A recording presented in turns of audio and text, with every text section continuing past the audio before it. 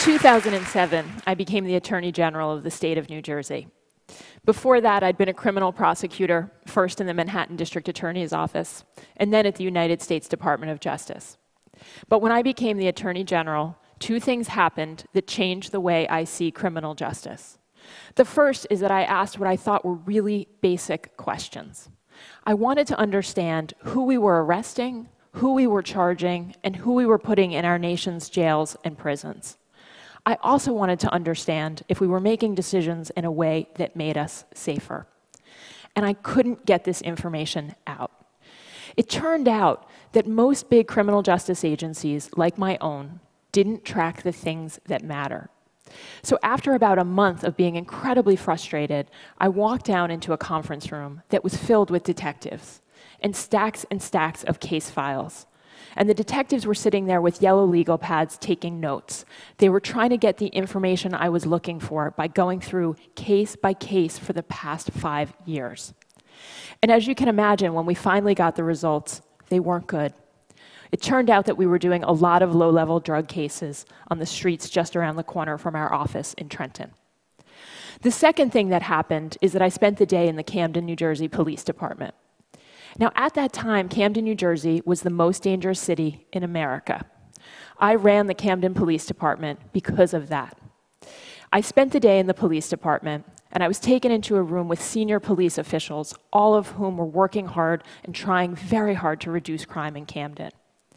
And what I saw in that room, as we talked about how to reduce crime, were a series of officers with a lot of little yellow sticky notes. And they would take a yellow sticky, and they would write something on it, and they would put it up on a board. And one of them said, "We had a robbery 2 weeks ago, we have no suspects." And another said, "We had a shooting in this neighborhood last week, we have no suspects." We weren't using data-driven policing. We were essentially trying to fight crime with yellow Post-it notes.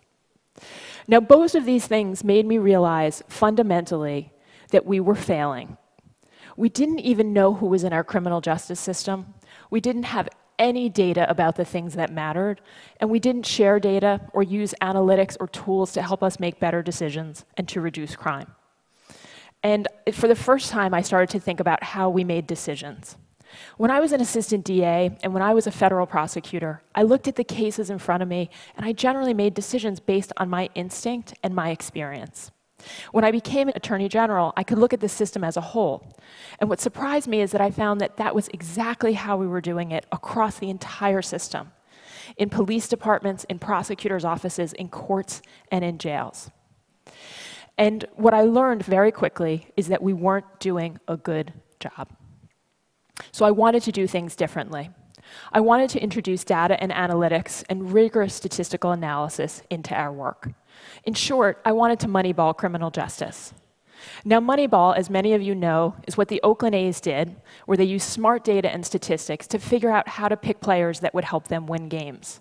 And they went from a system that was based on baseball scouts who used to go out and watch players and use their instinct and experience, the scouts' instincts and experience, to pick players, from one to use smart data and rigorous statistical analysis to figure out how to pick players that would help them win games. It worked for the Oakland A's, and it worked in the state of New Jersey. We took Camden off the top of the list as the most dangerous city in America. We reduced murders there by 41%, which actually means 37 lives were saved. And we reduced all crime in the city by 26%. We also changed the way we did criminal prosecutions. So we went from doing low-level drug crimes that were outside our building to doing cases of statewide importance on things like reducing violence with the most violent offenders, prosecuting street gangs, gun and drug trafficking, and political corruption. And all of this matters greatly, because public safety, to me, is the most important function of government. If we're not safe, we can't be educated, we can't be healthy, we can't do any of the other things we want to do in our lives. And we live in a country today where we face serious criminal justice problems. We have 12 million arrests every single year. The vast majority of those arrests are for low-level crimes, like misdemeanors, 70 to 80%. Less than 5% of all arrests are for violent crime. Yet we spend $75 billion, that's B for billion, dollars a year on state and local corrections costs. Right now, today, we have 2.3 million people in our jails and prisons. And we face unbelievable public safety challenges because we have a situation in which 2/3 of the people in our jails are there waiting for trial. They haven't yet been convicted of a crime. They're just waiting for their day in court. And 67% of people come back. Our recidivism rate is amongst the highest in the world. Almost 7 in 10 people who are released from prison will be rearrested in a constant cycle of crime and incarceration. So when I started my job at the Arnold Foundation, I came back to looking at a lot of these questions. And I came back to thinking about how we had used data and analytics to transform the way we did criminal justice in New Jersey. And when I look at the criminal justice system in the United States today, I feel the exact same way that I did about the state of New Jersey when I started there, which is that we absolutely have to do better. And I know that we can do better. So I decided to focus on using data and analytics to help make the most critical decision in public safety. And that decision is the determination of whether, when someone has been arrested, whether they pose a risk to public safety and should be detained, or whether they don't pose a risk to public safety and should be released. Everything that happens in criminal cases comes out of this one decision. It impacts everything. It impacts sentencing, it impacts whether someone gets drug treatment, it impacts crime and violence. And when I talk to judges around the United States, which I do all the time now, they all say the same thing, which is that we put dangerous people in jail and we let non-dangerous, non-violent people out. They mean it and they believe it. But when you start to look at the data, which, by the way, the judges don't have, when we start to look at the data, what we find time and time again is that this isn't the case. We find low-risk offenders, which makes up 50% of our entire criminal justice population. We find that they're in jail. Take Leslie Chu, who was a Texas man who stole 4 blankets on a cold winter night. He was arrested, and he was kept in jail on $3,500 bail, an amount that he could not afford to pay. And he stayed in jail for 8 months until his case came up for trial, at a cost to taxpayers of more than $9,000. And at the other end of the spectrum, we're doing an equally terrible job. The people who we find are the highest risk offenders, the people who we think have the highest likelihood of committing a new crime if they're released, we see nationally that 50% of those people are being released. The reason for this is the way we make decisions. Judges have the best intentions when they make these decisions about risk, but they're making them subjectively. They're like the baseball scouts 20 years ago who were using their instinct and their experience to try to decide what risk someone poses. They're being subjective, and we know what happens with subjective decision-making, which is that we are often wrong. What we need in this space are strong data and analytics. What I decided to look for was a strong data and analytic risk assessment tool, something that would let judges actually understand with a scientific and objective way what the risk was that was posed by someone in front of them.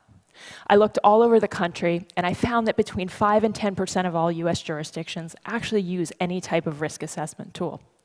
And when I looked at these tools, I quickly realized why.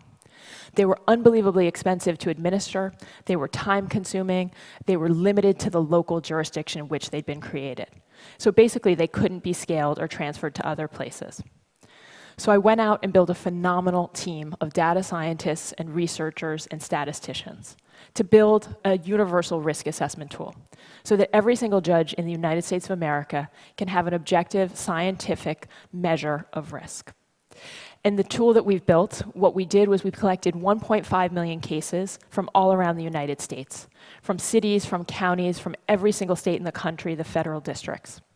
And with those 1.5 million cases, which is the largest data set on pretrial in the United States today, we were able to basically find that there were 900 plus risk factors that we could look at to try to figure out what mattered most. And we found that there were 9 specific things that mattered all across the country and that were the most highly predictive of risk. And so we built a universal risk assessment tool. And it looks like this. As you'll see, we put some information in, but most of it is incredibly simple. It's easy to use. It focuses on things like the defendant's prior convictions, whether they've been sentenced to incarceration, whether they've engaged in violence before, whether they've even failed to come back to court. And with this tool, we can predict three things. First, whether or not someone will commit a new crime if they're released. Second, for the first time, and I think this is incredibly important, we can predict whether someone will commit an act of violence if they're released. And that's the single most important thing that judges say when you talk to them. And third, we can predict whether someone will come back to court. And every single judge in the United States of America can use it because it's been created on a universal data set. What judges see if they run the risk assessment tool is this. It's a dashboard. At the top, you see the new criminal activity score, 6, of course, being the highest. And then in the middle, you see elevated risk of violence. What that says is that this person is someone who has an elevated risk of violence that the judge should look twice at. And then towards the bottom, you see the failure to appear score, which again is the likelihood that someone will come back to court. Now, I want to say something really important. It's not that I think we should be eliminating the judge's instinct and experience from this process. I don't. I actually believe the problem that we see and the reason that we have these incredible system errors where we're incarcerating low-level nonviolent people and we're releasing high-risk, dangerous people is that we don't have an objective measure of risk. But what I believe should happen is that we should take that data-driven risk assessment and combine that with the judge's instinct and experience to lead us to better decision-making. The tool went statewide in Kentucky on July 1st, and we're about to go up in a number of other US jurisdictions. Our goal, quite simply, is that every single judge in the United States will use a data-driven risk tool within the next 5 years. We're now working on risk tools for prosecutors and for police officers as well, to try to take a system that runs today in America the same way it did 50 years ago, based on instinct and experience, and make it into one that runs on data and analytics. Now, the great news about all this, and we have a ton of work left to do, and we have a lot of culture to change, but the great news about all of it is that we know it works. It's why Google is Google, and it's why all these baseball teams use Moneyball to win games. The great news for us as well is that it's the way that we can transform the American criminal justice system. It's how we can make our streets safer, we can reduce our prison costs, and we can make our system much fairer and more just. Some people call it data science. I call it moneyballing criminal justice. Thank you.